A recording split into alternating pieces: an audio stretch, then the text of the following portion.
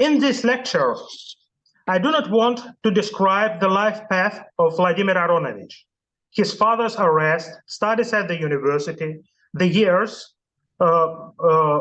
he fought during the World War II, his work in Stalinabad, today's Dushanbe, in 1950s, and his hometown afterwards. I do not want to describe many of his accomplishments and great progress he made in our understanding of Sogdian, Horasmian, Parthian, Yagnobi, and other Iranian tongues. I do not want to describe his outstanding personality, his friendliness, and his great humor. I can only acknowledge once again the greatest help I got from him during the whole of my life.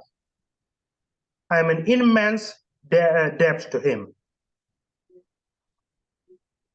In fact, Lifshitz himself disliked lofty words and generalizations and always preferred to work on very concrete questions. The decipherment of inscriptions, first of all. Let me follow my teacher's advice and concentrate today on Turko-Sogdian monumental inscriptions from Kyrgyzstan. The inscriptions I'm going to speak about are all situated on the rocks of the mountainous country of Kyrgyzstan.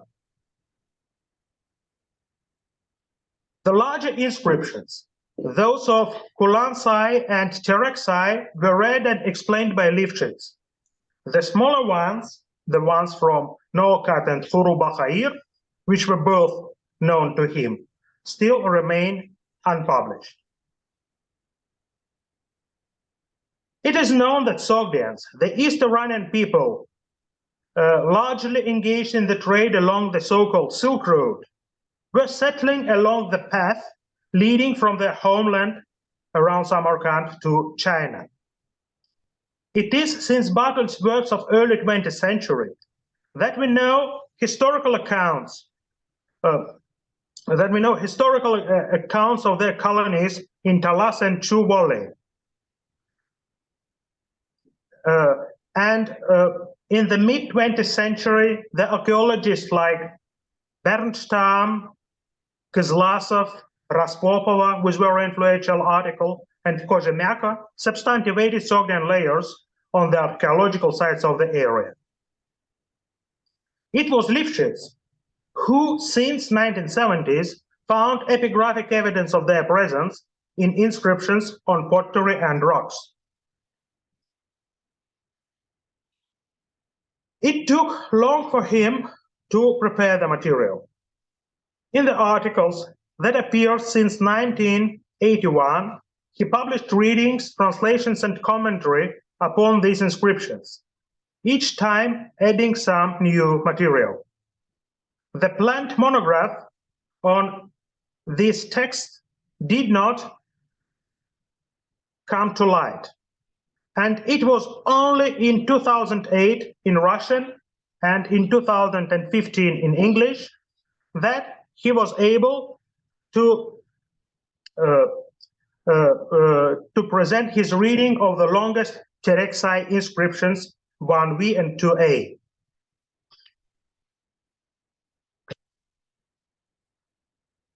This time he remarked, however, that, I quote, "Unfortunately, the state of inscriptions is such that one can only hypothesize about the context of many finds. The state of inscription 1V does not allow a coherent translation, as about half of the text has been destroyed, leaving only faint traces of letters in many lines. The attempt to make a squeeze of this inscription was a failure, and photographs, unfortunately, also proved indistinct." Another quote, "The proposed division of the text of the inscription into columns in this edition requires further verification." End of quote. So I feel no disgrace to my teacher in proposing rather diverging and again very partial and very tentative reading of these texts. After making new documentation of the inscriptions in 2019 and 2022, I am unfortunately not ready to present them as a whole. Here again, I am following Lifshitz' footprints. From him, it took more than 40 years to edit this relatively short text. It is fair to say that this delay is the result of my own laziness and various other occupations. But it is equally fair to say that inscriptions are very difficult and lacunary. I will be grateful if the respected audience could advise me on them. Vladimir Aronovich made autopsy of the inscriptions twice, in 1970 and 1973, and later worked with photos and squeezes. The memories of the participants of these expeditions and several photos are included in the booklet Vladimir Aronovich Lifshitz, Штрихи к портрету, Strokes to the Portrait, 2018, which can be freely accessed in the internet. The link is below.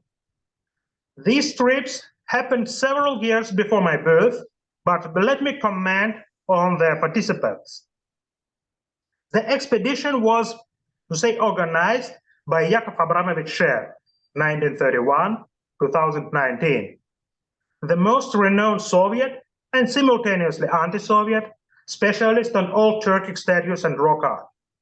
He was mastering photography with a very good trophy Hasselblad camera. And being native to Frunze, today's Bishkek, he knew many ins and outs. In the Medvedskaya, then an archaeologist working mostly in Tajikistan and later the most influential Petersburg specialist on history and archaeology of pre-Achaemenid Iran, took intensive part of the trip. She is the beauty on the background of the photo. Natalia Ptitsina, the astrophysicist and Lifshitz wife, also accompanied them, and Bakita Manbayeva from Frunze helped with organization matters. I hope that Bakita J, who also participates in our visit to the sites in 2022, and perhaps in Nikolaevna, my first supervisor, by the way, listened to this paper. Natalia Grigorievna Ptitsina wanted to listen as well, but couldn't do it due to time difference between Washington, D.C. and Samarkand. I send them my best regards and gratitude for so many things. I was most surprised to learn, as late as 2017, who is on the right side of this expedition photo, as he was the absolute hero of my middle school years. Alexander Kondratov, 1937-1993, was working on mathematical decipherment of ancient script at the Leningrad branch of the Institute of Oriental Studies, where, despite difference in age, they became friends with Lifshitz, and also on mathematical analysis of poetry, not pottery, but poetry, very similar. He was an avant-garde, or as it was said, non-conformist fiction writer and poet of the sometimes very erotic pieces, with pen name Sandy Conrad. His avant-garde writings were not allowed to be published before Perestroika. Further, he was a very fruitful author of popular science books on underwater archaeology, Great Deluge or decipherment of ancient scripts, the search for Atlantis, etc. So these are some of his books. And I enjoyed greatly reading many of these books, which are almost actually without illustrations. Yeah, I enjoyed greatly in my early years. Of course, I was not the only boy in the USSR to read his books. The general run of his popular science books, including translations in English, Polish, or Bengali, outreached 5 million copies. So this book has been printed in 370,000 copies. And surely these small but very interesting books influenced me greatly. Lifshitz, during these expeditions, was not only reading and making quizzes of inscriptions, but also washed dishes, his custom duty until very last day. So every time we were guests at his, he said, and now I wash dishes. And it was impossible for his students to wash dishes instead of him. and shaving his companions. Also, I cannot imagine Yakov Abramovich share without beard. Anyway. So now we turn to the boring part of the paper. The inscriptions of Kulansai and Tereksai are located in the upper part of Talas River Valley, not far north from the provincial capital Talas. They are in the Alexander Range, in two gorges in the mountains separating the Talas River from the Kankal River. Kankal is a tributary of Talas here, and the confluence is some 15 kilometers to the east. It means that these gorges didn't have any significance as the trading routes. Obviously, they were used as summer pasture grounds. Not surprisingly, the inscriptions, the dated inscriptions, were written in summer months. The gorges are dry, at least in summer when we visited them, but close to the Tereksai one, there is a water spring, and the waterfall is slightly above the Tereksai one. The Kulansai is with the water spring, and Tereksai is with the waterfall. And the exit from these gorges to the valley, there is an archaeological site called Kulan Koruk, with central castle and semicircular outer wall. It is a little studied, but seems to contain material prior to 14th century. And halfway between it and the modern town of Talas, there is a large and a relatively well-studied site called Aktobe of Talas, with many structures inside, but unfortunately with a huge cemetery that occupies half of it. We return to its identification with medieval written sources later. The 18-line long inscription of Kulansai is inside on the smooth surface of large boulder of fish shape at the elevation of 1,880 meters above the sea level. Traces of some additional scribbles and a horizontal line in Turkic runes, apparently prior to Sogdian texts, on the lower left side are visible. The inscription has been known to academics since late 19th century, but its reading in Uyghur or Mongol were all failures. Here, I provide Lifshitz' ultimate reading and translation of inscription. The year 394 of Khosrow, the year of mouse, the 12th month, the length of Bughra, the sovereign Tongu Alp Tarkhan, and the sovereign El Tirguk Al Burghochan Alp Tarkhan, Lady Kül Boyla Khanu, daughter El Bilge Khatun,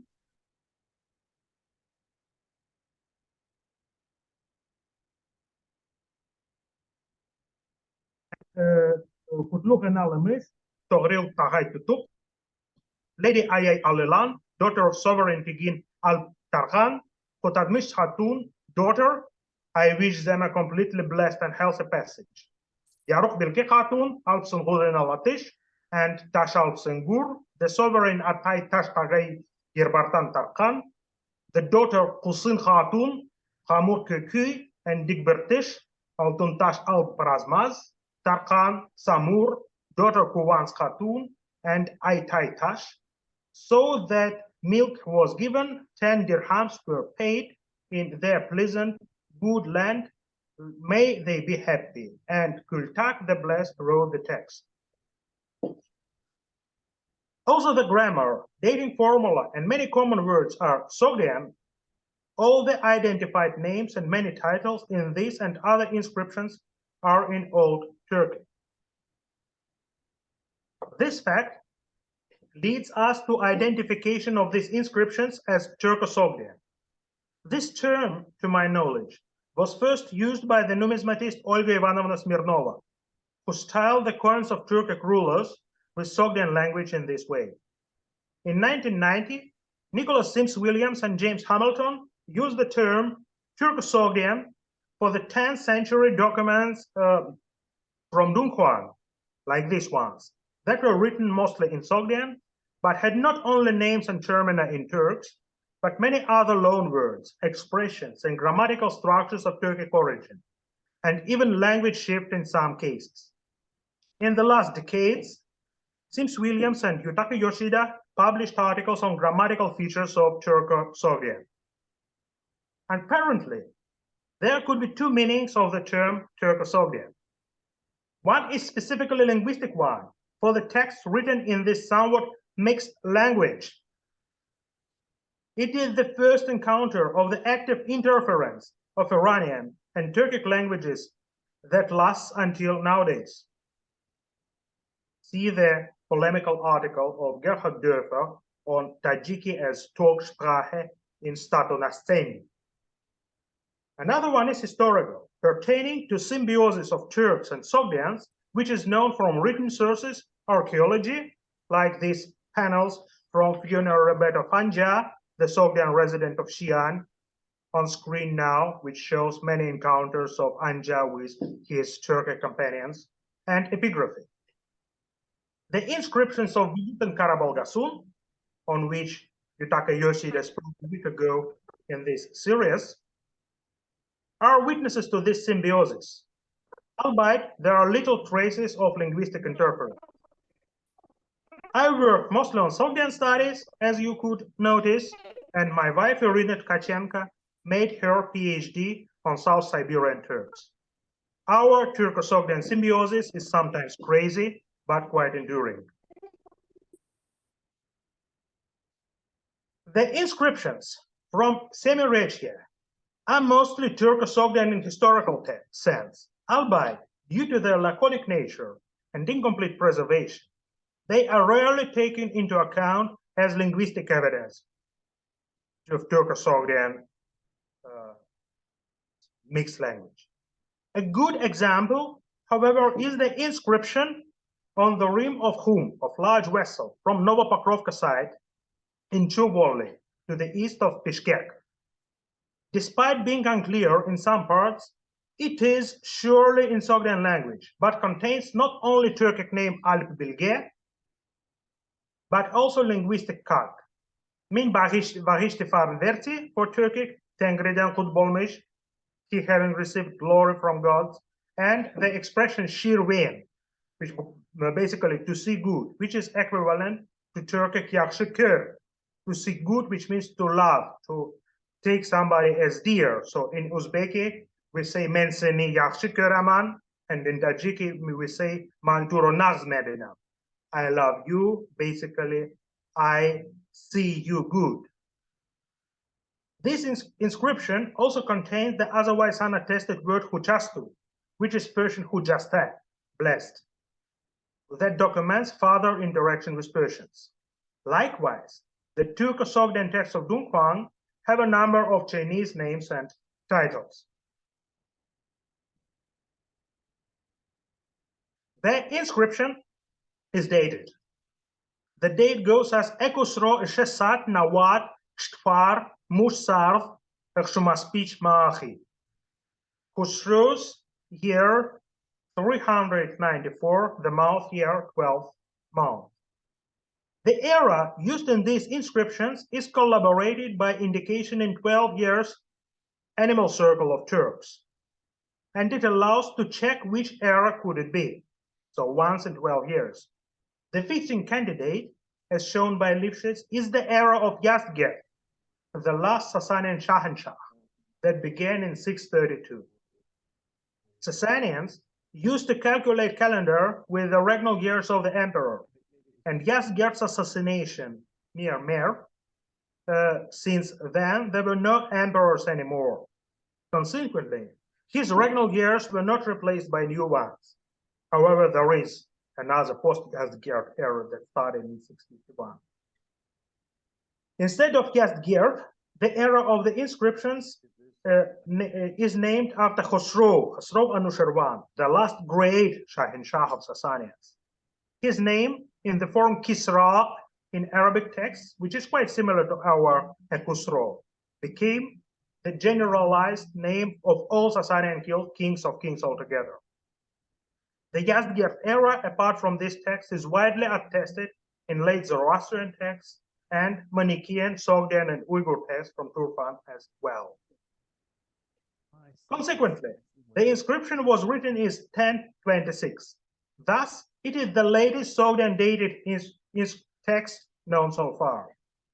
The Manichaean calendrical texts, as well as Manichaean Bezeklik letter, are dated to the early 11th century. We should note that quite a few of surviving Sogdian texts are dated, and some undated ones might be even later.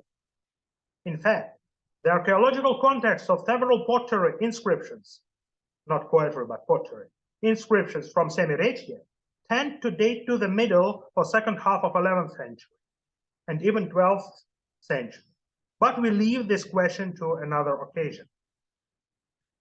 Many common people used to think that Iranian year always started with spring equinox, March 21, today's Nowruz, but it was not the case. Iranian year was equal to 365 days. So every 4 years, our leap year, it was 1 day behind the astronomical year. This error accumulated, and in Sogdian calendar, the year in 1025 started on September 6. The 12th month, not the 6th month as Lifshitz thought initially, he accepted Yutaka Yoshida's correction, fell on 6th of August to 5th of September 1026. This fact suits well with summer pasture landscape of the environment. The second name of the inscription in bigger letters is the ruler El-Tirguk Al-Bargochan Al-Tarhan. It is also attested in the Manichaean Uyghur text MIK 3-198 from Kocho. He was the ruler of Chigil Sofargutalas country, that is Western Semirechye. The date of the colophon is disputed from 9th, 12th century, but Takao Moriyasu's recently proposed early 11th century, I think, is the best option. In this case, Ilptirguk al-Bargochan was one and the same ruler in this inscription and in the colophon, and not two namesakes of apparently one dynasty, as Lifshitz and Klishtorna initially thought. The short lines 17 and 18 read, Etini pashtu var nativ kultak farnkunde. And glorious Kultak has written this inscription. Our documentation confirms the reading of the last line, although today it is little visible. So we can see here Parn Kunde.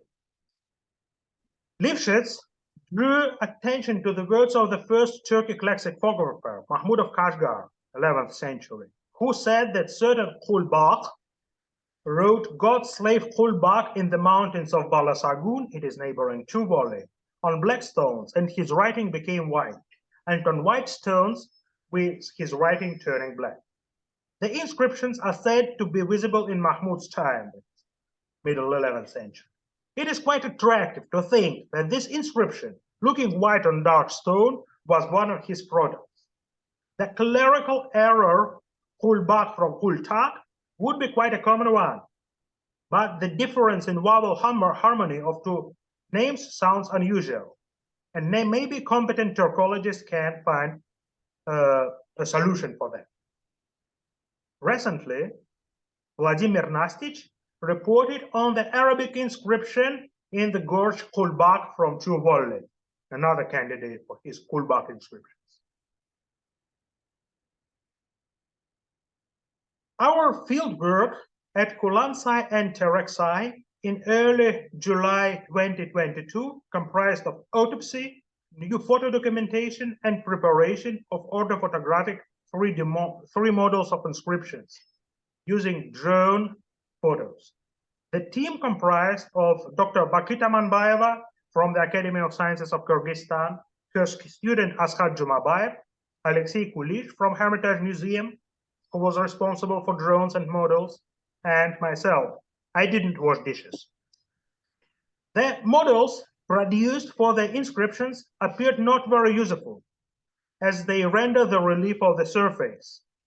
The rocks are rather uneven, and inscriptions are in sites with very small depths. So they are more visible in color rather than in relief. In the case of no-cut inscription, for example, it was very successful. But the photos, and especially drone photos of details, are very useful. In fact, we can propose very few emendations to Lifshitz readings. Mostly they are variants for some Turkic names. So for IIU, where it is self, soul, body. For Ayay Alilan, I see rather Ish Arslan. For Alp Senghur, I see Alp Sokti. Then I tested name for Al Razmat. I can correct it into Alpadmish, he who became hero. The name very much alliterating to Alpamish of Karakalpak and Tatar folklore epics. For Kwans, perhaps Kun Ai, sun and moon, very common in Uyghur onomastics.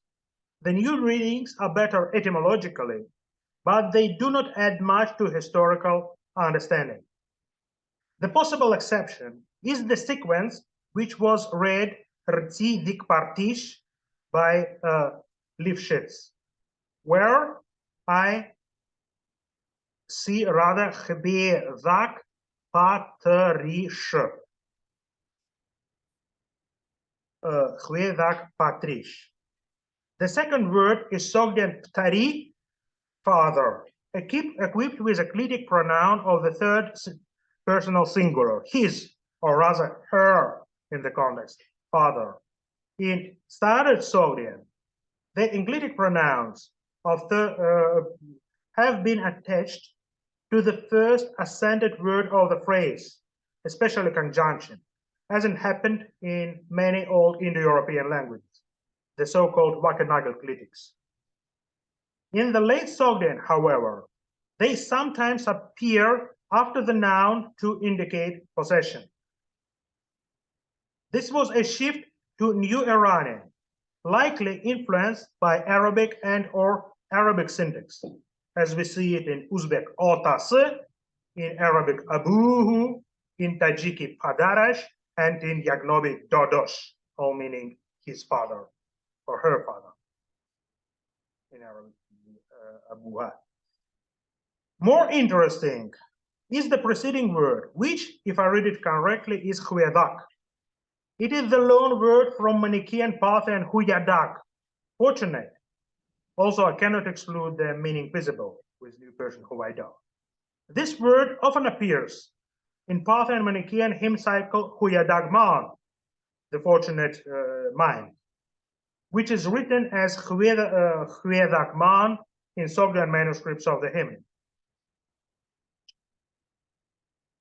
In one case, Werner Zundermann has read Chvieda, a Parthian borrowing, in Manichaean Sogdian text in national script. However, Nicholas Sims Williams and Desmond Meisterens consider this reading doubtful in the recent Manichaean Sogdian dictionary.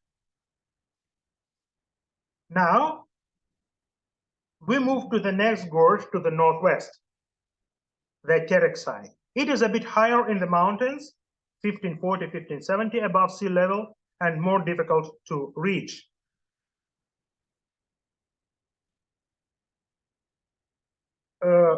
The inscriptions are located under the waterfall, which was almost dry in July. The waterfall, Sharkhiratma in Kyrgyz, is considered a holy one, and up to recent time, local women used to come here overnight. make offerings, and expect assistance of the local spirits for impregnation. Many cattle bones are scattered under a tree at the bottom of the waterfall. The smaller inscription of 4 lines, inscription 1A, is located on a big boulder above an artificial, what seems to be artificial small pond along the course of the rivulet. And the inscriptions 1V and 2 are on the relatively flat surface of the gorge of the large yellowish rock. Mikhail Masson reported on an early Arabic inscription in the gorge, but we weren't able to locate it.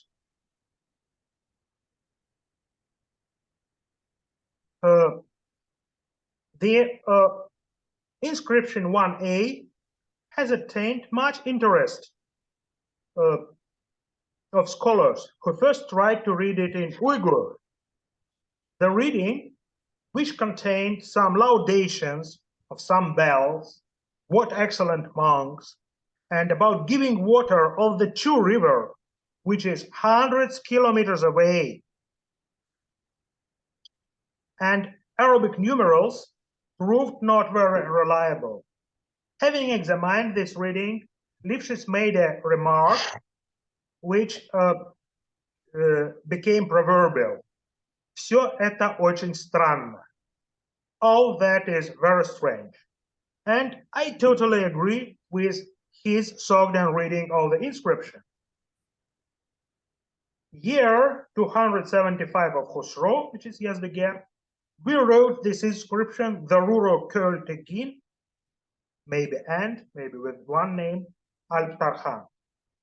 The year 275 of Yazdiger corresponds to 907 CE, so it is more than 100 years earlier than the large inscription of Kulansai. One can see that it is somewhat older in orthography.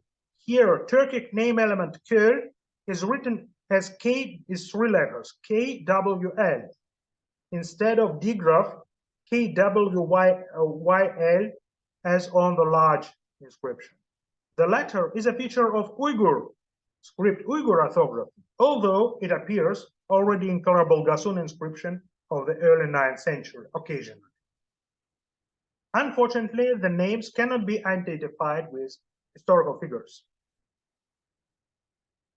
The bigger inscriptions are found on a relatively large surface of a large rock at 300 meters distance downstream the waterfall.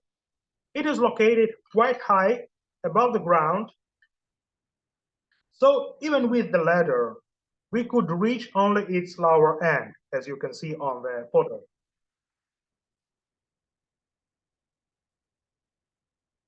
The letters are small and stone patina varies in its color. The depth of incision is miserable and the first surface is uneven, so the 3D model did not give much. However, the photos made by drone and with telephoto lens from the opposite side of the gorge, especially at dawn, appeared quite useful. The change of color canals on computer also helped understanding its parts. Finally, at home, I made tracings of the inscriptions. Nevertheless, only some parts of the inscriptions can be read with any degree of surety. Lifshitz divided the text into 2 inscriptions. The bigger one, Van We, comprised of 59 short lines written in 3 rows or columns, which we turn it clockwise. So it's all written vertically, but we prefer to read it horizontally. The shorter one on the right has 11 lines and is dated to 312 of Yazdgerd, 954 CE. The first month, Nosar, that corresponds to September. So again, again, it was written in summer, during the summer pasture. I could recognize the erased vertical lines of the larger letters outside these inscriptions. To the left of the inscriptions, it seems to be a washed away horizontal line in Turkic runes. Likely, we are dealing here with a palimpsest, albeit it's impossible to read the old text. Looking closer to the photos, I see that 3 lines inscription has many internal divergences. The size of letters is differing. There are some breaks between lines, and columns are interrupted or mixed. At closer examination, in some places, there were wordings typical for beginning of an inscription.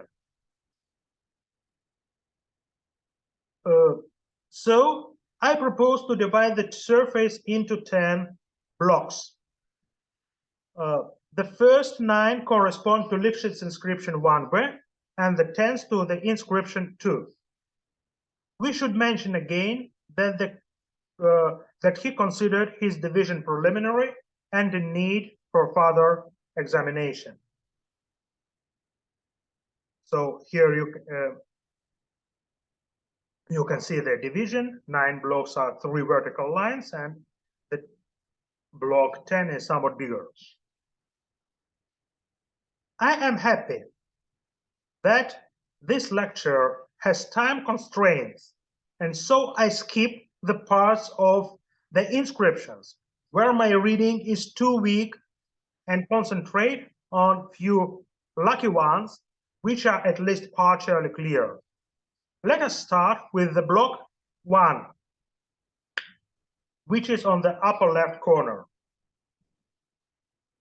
The first 2 lines are completely incomprehensible for me. In the third, I see the lady Olan Iltengrigen of this tribe which ends in P. The 4th line mentions our father Taraman, Tari Aman, here and below again late Clitic index.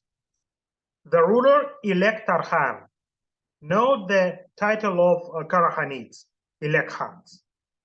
Lord ruler Alp Tarhan, our son El Bilge Khatun, our princess, our Tengrim El, Apa Khatun, somebody like Kultemir, which sounds like iron slave. In the 9th line, I see here, right one, in Sogdian, Priv, Warzar, quite hypothetical, and the inscription ends in rather clear Turkey, Kud, glory. Now we turn to the block 4. It is in the left middle of the surface, and it is clear in the beginning and unclear at the end. Yeah, it is. So the first lines are clear. Chano al bogra hubu ininipis, then sounding more difficult. When Alp Bugra, again Karhanid common name and title, literally male camel, wrote this, that 4 days perhaps, what I see next is Sogdian is Namaste, which I consider to be borrowing from Persian Namasteg, welcome, from Indian Namaste, glory, hello. Pachat, rest perhaps. Then the unclear name Tarhun Bat Bakhal, I couldn't explain this name, has done something occurred to. Ruler, then 31, numeral 10, and perhaps a word day. Only the beginning is clear. They end, finally, the inscriptions 8 and 9. If we reach them, the 2 inscriptions are on the right middle and the lower part of the surface. number 8 has 2 relatively long lines, and number 9, 7 very short lines. I'm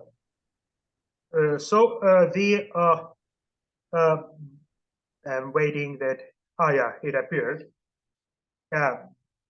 So the inscription number 8 names something Kutbere Apa, chore, a very common title, and the word which I see is Sogdian neo, which is good, nice. It is a borrowing from Middle Persian, well attested in Manichaean Sogdian.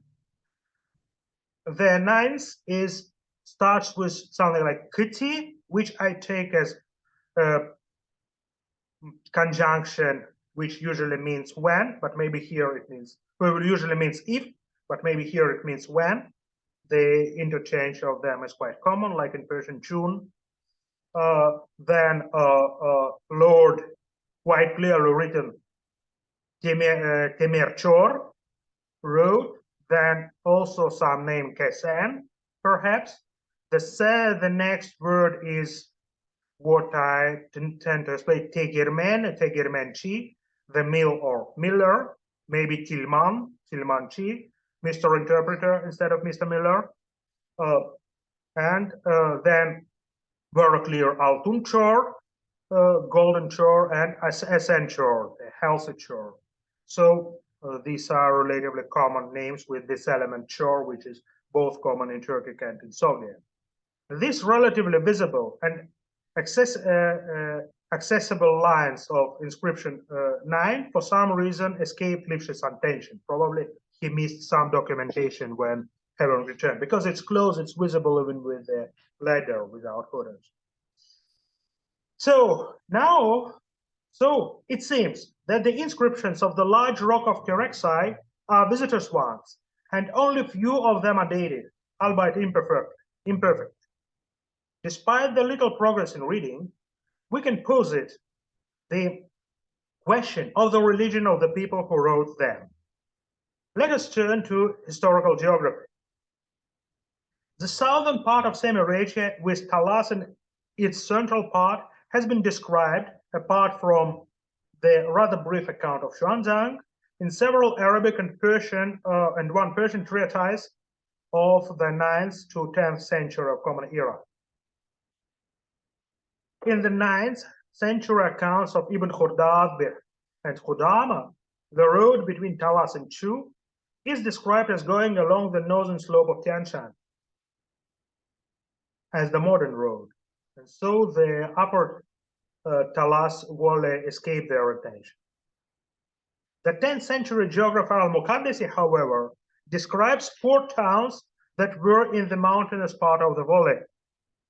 One of them, usually read as Caucasus since Degoyev's edition, is said to be a big one, with half of population being Muslim and half non-Muslim. We should note that Taras, which is modern Jambu, Taras, was captured by Samanids and converted to Islam in the late 9th century. This town is briefly mentioned in the Persian treatise Hudud al-Alam as well. Since Bernstein's work of 1939, this Takab Kath has been identified with Aktepe of Talas, the close neighbor of our gorges. So on the next slide, we see the center of Aktepe of Talas looking to Kolan Kuruk and to Kolan and Tereksai gorges. Some archaeological work has been carried out there, especially by Petr Nikitich Kozhemyako before 1963. According to his results, the city flourished in the 6th to 12th century. Probably the dates need some revision in view of our today's better understanding of pottery sequence of Semiracia, but it's a different subject. Takab Kath, however, being a transparent Sogdian name, town of running waters, is far from being assured reading. One of the main problems to deal with in Arabic manuscript studies are their diacritic signs. the Lacan mixture of diacritics. The small vertical letter with different dots above and below can be read as B, F in Persian, T, F, N, and Y. The diacritics were often omitted in early manuscripts, and when they were not, the copies often misplaced them in the words which were not meaningful for them, like the names of remote towns. In many manuscripts of Muqaddas's geography, as well as in Hudud al-Alam, we see a wide variety of spellings. Among them, Yakan Kaf is a very realistic possibility. The Sogdian meaning of this tautoponym would be ruined town, Vikan or Ikan, with Kaf town. This latter option invites us to revisit two Uyghur Manichaean texts. One of them is the name MIK 3198, where the ruler of the Golden Argu-Talas is said to control the monasteries in the towns of Kashu, Yegankent, Urdubalik, and Chigilkent. Three other toponyms here have been identified in Talas and Ariswali by Klishtorn. Another text is the Memorial of Kedohul, M112, and some other fragments. A Manichaean cleric who laments the destruction of monasteries in Turfan area in the late 10th century. His other name, his secular name, was Sogdian, Bhutani Yan, Boon of Buddhas, either Manichaean or Buddhist one. It is said that 5 people led by presbyters, Tash Kveshtarda, presbyters with the name Tash and this Kedohul, came here from Yeganket in Talas in Royal Argu in 954 and became elects. I have to confess that I know this text only from the preliminary translation of Larry Clark in Zsuzsanna Gulash's book of 2015. And I could not access Larry Clark's edition of this text of 2018. After pandemics and consequent catastrophic events, it's very difficult to find Western literature here. If somebody could help me with gaining access to their relevant pages, I would be extremely grateful. There perhaps some commentary on this part is given. I couldn't access that. It is fair to add that another town, Yakankath, again with a number of variants, was located in eastern side of Aris River Valley, but equally not conclusive. So let us summarize this information as follows. The town at closest to our inscription is Yakankat or Yeganken. The two texts we know that from two texts we know that there was a Manichaean community there and Manichaean cloisters there. And from another text, Al-Muqaddasi, we know that half of its population were non-Muslim in the second half of the 10th century. The ruler mentioned in the Kulansai inscription, El Tirguk al-Barbochan al-Tarhan, and less likely his namesake or predecessor, is also known from the Manichaean colophon. And moreover, one of 4 monasteries, Manistans, Manichaean monasteries of his country of Argu Talas, was located in Yegan Kent. The Kulansai and Tereksai inscriptions contain probably several words, Western Iranian loans, which are typical for Manichaean and not for Buddhist, Christian, or secular Sogdian texts. They include Neve, brave, maybe I'm very doubtful about this reading, Namaste greeting, and especially Huyadag, glorious. Dating to Yazdgerd's era was very common among Manichaean texts of Turfan, like in our inscriptions. However, we do not see references to the religion in the inscriptions. We don't encounter Middle Persian names typical for elects, the Manichaean monks. So, all these arguments taken together, I think we have good reasons to consider these inscriptions at least partially produced by lay Manichaean Turkic elite of Argu Talas. Renewed investigations of Aktabe of Talas can probably help identifying elusive, still very elusive, despite many attempts by myself and by many others, Manichaean remains in separation. So now let us turn to the two, or actually four shorter, little known Sogdian rock inscriptions found in Kyrgyzstan. Three of them are located in the southern Fergana part of the Volga. They were incised on the narrow gorge called Dangi of Aravan Sayo River, halfway between Aravan downstream and Nokat upstream. One doesn't need to be a specialist in Sogdian to recognize in the later toponym, which is moreover spelled Naukat by local Uzbeks, Sogdian Naukat, new town. Aravan is perhaps related to Iranian Ravan stream. These inscriptions were signaled in 1960s, and in 1973, the expedition came here. Lifshitz, Sher, and the local guide reached the place going through the stream bound with a rope to one another. The photos are very weak, but somewhat recognizable.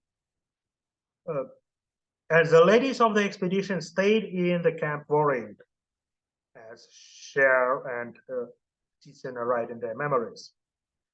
Black and white photos were done, and I found them in Lifshitz's archive. Apparently, Vladimir Aronovich thought that text was in Uyghur and did not return to it anymore. Now, with the new material published, when working with the archive, I immediately recognized Sogdian expression Parvare Nam, in the name of God, in the beginning. That is the beginning of two Sogdian inscriptions of Ladakh, the letter of Samarkand of Arab Amir from Mount Mook documents, and two Turko-Sogdian letters of Dunhuang. However, then I was not able to read what is below. The photo was quite weak.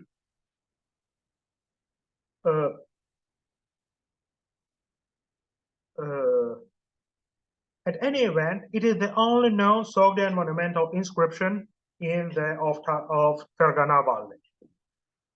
On June 22, 2019, we visited the site with my dear friend Hasan Targoev from the Hermitage, my student Vikenty Parshuto, who is now at ISO New York University, two colleagues from the Museum of Osh, and the director of Nokat Museum. Bakita Manbayeva, who was there before that, 2009, was guiding us by phone. Despite high water in June, we managed to traverse on the right-hand side of the gorge, make quizzes, photos, descriptions, and orthophotographic material of one longer and two shorter Sogdian inscriptions, and documented several Arabic script and Cyrillic ones, and petroglyphs. No animals or humans were harmed, and the mission was accomplished. Leaving alone recent texts, some of them were obviously produced before 1950s, when uranium mine of Tuyamuyun was exploited nearby. The Arabic script ones are of different age. Some are recent, like Persian, Mullah Dars Dad. Mullah gave a lecture. There is one dated one, Abdurrahman Sanjar Pisanai Shashsado Shastuyako Madas. Abdurrahman came here in Persian in the year in Arabic 661. It corresponds to 1269-1270, Mongol period. And the undated, but perhaps older in orthography, which says Bismillah ar-Rahman ar-Rahim, Hava Malik ben Mubarakah. It looks quite old. There was another one which I could not read. The three verticals, there are three Sogdian vertical inscriptions. The longer one of 6 lines is located several dozen meters upstream, two shorter ones of 3 short lines each, located next to one another. The news quizzes of the inscription didn't provide much help, and the photos did, but in the reading, I mostly rely upon orthophotographic models, which were made for us by Yelena Buklaeva, Harris, the architect, the long-time architect of our Panjakan expedition. A few words on these methods, which appears to be helpful not only for making measurements of archaeological sites, a common practice, but for many insights inscriptions as well. First, we mount pinpoints on the object to be measured. In our case, of color plasticine and measure scale. Then we make several dozens digital photos of the object from different angles to see it from different sides through the dimension. Afterward, these photos are uploaded to a strong computer. It needs to calculate much. And the program like Agisoft Photoscan or Metashape, many others also exist, calculates the model. It takes some time. We have the model and we can able to zoom it in and out, to turn it in any direction, to read it, to see it in 3 angles, add or remove texture. The last option was very important because somebody before us joined 2 letters with white color. The separate writing was important for reading. I couldn't understand that before joining this model without textures. The big inscription, 6-line inscription, I am rather confident in the reading of the beginning and at the end, but the middle part is hardly more than a guess. So it begins with, in the name of God, Parvarinam. Then it is the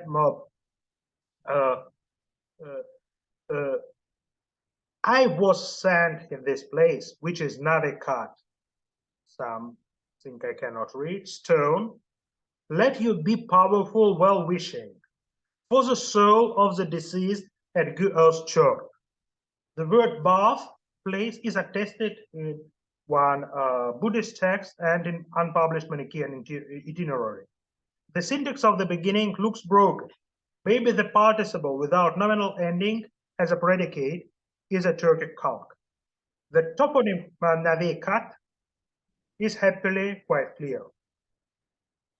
I cannot offer any interpretation of the word before sank, hardly it is spot, holy, and I assume that prun is shortening of purn, full. It is attested in Christian Sogdian as well. And heus, per, maybe, is a wrong spelling of wish, but just better to be silent about that. It's no more than a guess.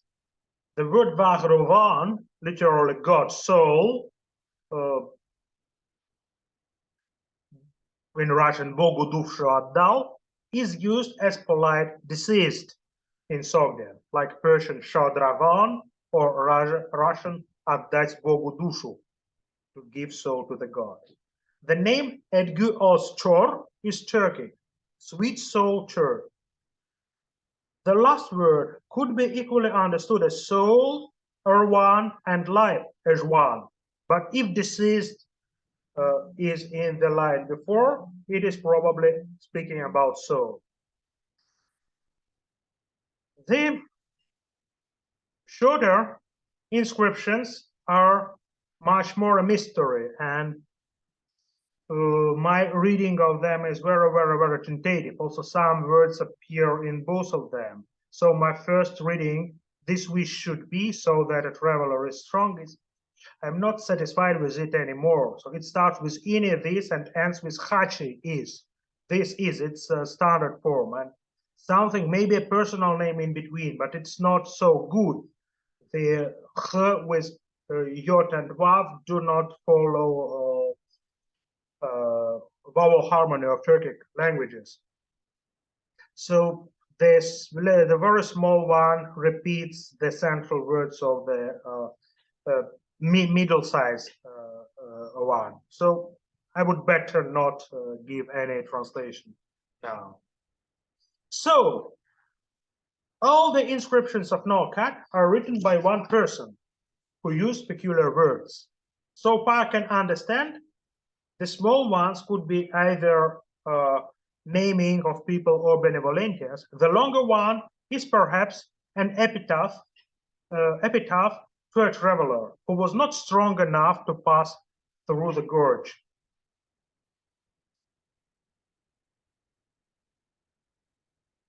I end up with the most mysterious inscription. It was found in the place called Khuru Bakhair, in the mountains of the left-hand side of the river, downstream Talas. A very weak photo of the inscription appeared in the second fascicle of Chitin Jumagulov's Epigraphica Kirgizi, and Lifshitz had read here the word Sardi here and Martumi, an attested variant of Martukhmi man, and the title Boyla in the beginning. The better black and white photo was published by Kuvat Tabaldiev in 2008, and I saw the perfect color photo of the inscription, apparently the photo made by Tabaldiev himself, in the Museum of Manasordo near Talas. The same confluence of Kenkol and Talas rivers. In this case, I haven't reached original location for autopsy and rely on the photo. Happily, the letters aren't seriously worn. The difficulties of the inscription lie in its content and very unusual wording. Even the division of lines with these brogues are problematic. Some words in the inscription are clear. I see the title Elchi, Turkic messenger, preceded by a non-Sogdian name, which I cannot identify. Note the late spelling with double dots below for Q, for Turkic Q. Then I see relatively clear when entered here, Kadi Maditis. Sardi year and number 300 are beyond doubt, but they do not follow one another in straight line. Rather, what can be read as Stum 8th is before here. Or was it a peculiar way to write 308? In the case it's Yazdegerd era, it's 940 CE. Sman would literally, in the first line, would literally mean sky time. But what does it mean? Hardly an equivalent to Sman Roj, day of sky, 20 days, day of the month. The last word, which can be read as late Sogdian Nemaj, Komish prayer, more or less clear. The first word is hardly the title Boyla, as Lifshitz assumed, although the first letter is clearly P and one recognizes La at the end. I venture to read the internal part as SM Alif. We have mentioned the expression Parvahi Nam in the name of God in the beginning of Naukat inscription and some other texts. This pious phrase cannot by itself indicate the religion of the author. In the case of Mount Mook letters 1-1, the sender was Arab Amir, obviously a Muslim. The phrase appears in A7 and D1 of the Turko-Sogdian documents from Dunhuang, and there are no other indications of Islam in this text. Perhaps they were Christians. In the Ladakh inscription, it probably was written by a Christian with the Turkic name Uri Tarhan. As it was shown by late Philippe Gignoux, the pious expression in the name of Creator was used by Iranian Zoroastrians long before Islam. Yet, I dare to understand the third word as a borrowing, rendering of Arabic formula Bismillah in the name of God in colloquial Central Asian pronunciation Basmala. The Islamization of Semirechye was a long process. One can count the Talas battle of 752, when the Abbasid and Karluk forces won over Chinese and Turgesh in the lower part of the valley, as its beginning. The stone building of Akir Tas is most similar to the desert palaces of Umayyads, and recently discovered citadel of Kulan shows a mixture of pre-Islamic and Islamic decorative patterns. In 893, Samanids captured Taras and established a mosque on the place of an earlier church.